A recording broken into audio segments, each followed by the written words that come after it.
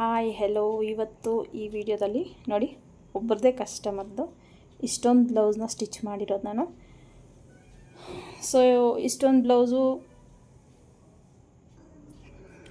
ಇದರಲ್ಲಿ ಕೆಲವೊಂದು ನಾನು ವೀಡಿಯೋಸ್ ಹಾಕಿದ್ದೀನಿ, ನೋಡಿ ಬೇಕಾದರೆ.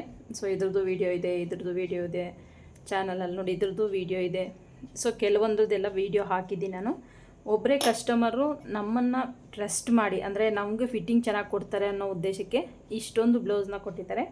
ಸೊ ಇದು ಸ್ಕ್ಯಾಲಪ್ ಬಂದಿರೋದು ನೋಡಿ.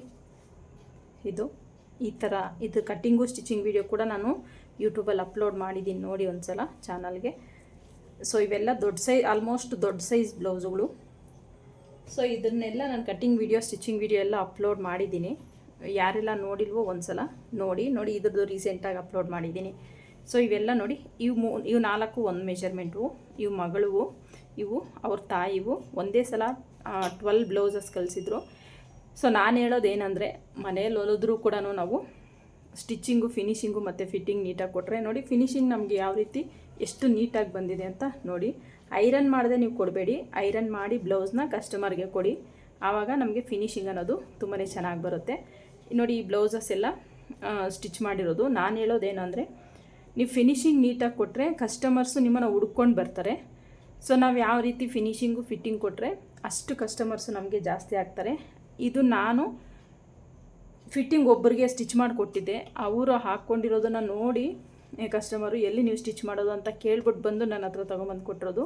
ನಂಗೆ ತುಂಬಾ ಖುಷಿ ಆಗುತ್ತೆ. ಇವರು ಒಂದು ಸಲ ಕೊಟ್ಟರೆ 15 ಬ್ಲೌಸು 20 ಬ್ಲೌಸ್ ಆ ಥರ ಕೊಡ್ತಾರೆ.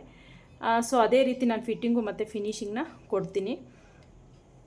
ಹಾಗಾಗಿ ಹೇಳೋದು, ನೀವು ಕ್ವಾಂಟಿಟಿಗಿಂತೂ ಕ್ವಾಲಿಟಿಗೆ ಹೆಚ್ಚು ಇಂಪಾರ್ಟೆಂಟ್ ಕೊಡಿರಿ. ಅಂದರೆ ಒಂದು ಬ್ಲೌಸ್ ಆಗಲಿ ಒಂದು ದಿನಕ್ಕೆ ಸ್ಟಿಚ್ ಮಾಡಿದ್ರೆ ನೀವು ಫಿನಿಶಿಂಗ್ ನೀಟಾಗಿರೋ ಥರ ನೀವು ಸ್ಟಿಚ್ ಮಾಡಿ ಕೊಡಬೇಕಾಗತ್ತೆ ಕಸ್ಟಮರ್ಗೆ. ಆವಾಗಲೇ ಕಸ್ಟಮರ್ಸು ಖುಷಿ ಪಡೋದು.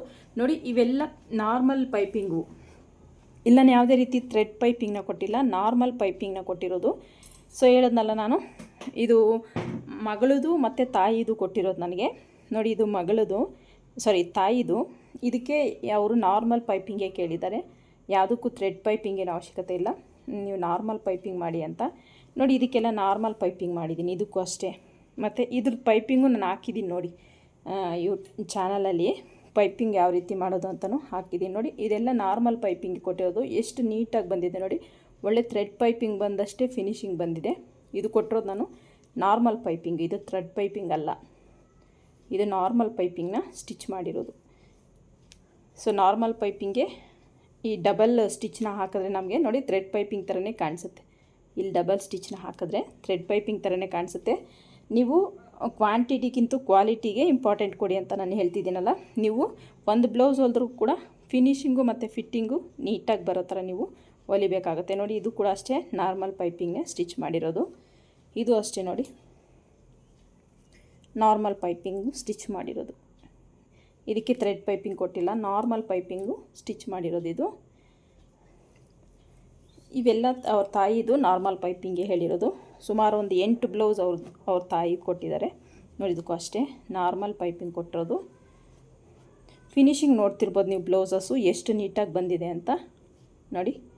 ನಾರ್ಮಲ್ ಪೈಪಿಂಗ್ ಕೂಡ ನಿಮಗೆ ಥ್ರೆಡ್ ಪೈಪಿಂಗ್ ಥರನೇ ನಾನು ಯಾವ ಮೆಥಡಲ್ಲಿ ಸ್ಟಿಚ್ ಮಾಡಬೇಕು ಅಂತ ಕೂಡ ಡೀಟೇಲ್ಡಾಗಿ ಹೇಳ್ಕೊಟ್ಟಿದ್ದೀನಿ ನೋಡಿ ನಿಮಗೆ.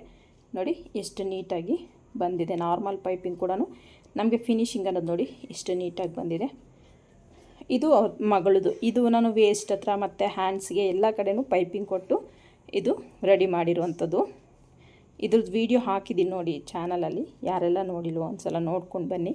ನೋಡಿ ಇದು ಅಷ್ಟೇ ವೇಸ್ಟ್ ಹತ್ರ ಮತ್ತು ಹ್ಯಾಂಡ್ಸ್ಗೆ ಎಲ್ಲ ಪೈಪಿಂಗ್. ಈ ಥರ ಪ್ಲೈನ್ ವಿತೌಟ್ ಬಾರ್ಡ್ರ್ ಬಂದಾಗ ನಿಮಗೆ ನೀವು ಈ ಥರ ಪೈಪಿಂಗ್ನ ಅಟ್ಯಾಚ್ ಮಾಡೋದ್ರಿಂದ ಬ್ಲೌಸ್ ಲುಕ್ ಅನ್ನೋದು ತುಂಬ ಚೆನ್ನಾಗಿ ಬರುತ್ತೆ.